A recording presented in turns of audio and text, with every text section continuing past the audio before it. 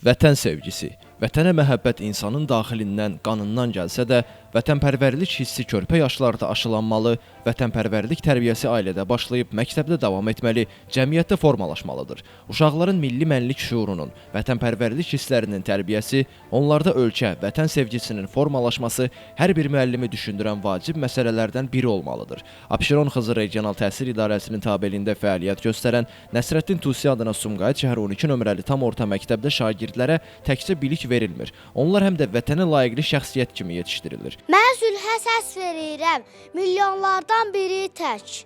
Qoy bir daha ordular üz-üzə dayanmasın. Mən sülhə səs verirəm, böyük kəndlər, şəhərlər viran olub qalmasın. Tüstü duman içində. Mən sülhə səs verirəm.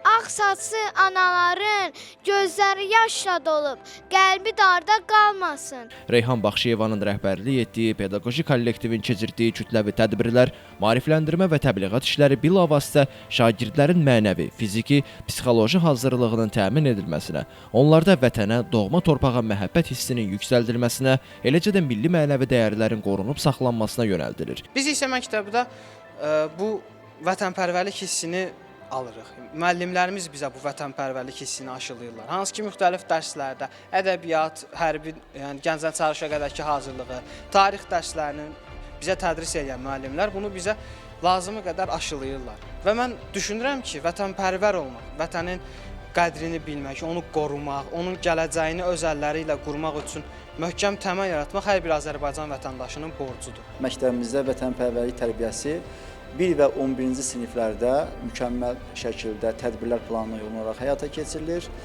Demək olar ki, hər bir sinifdə bu mövzuda geniş söhbətlər aparılır.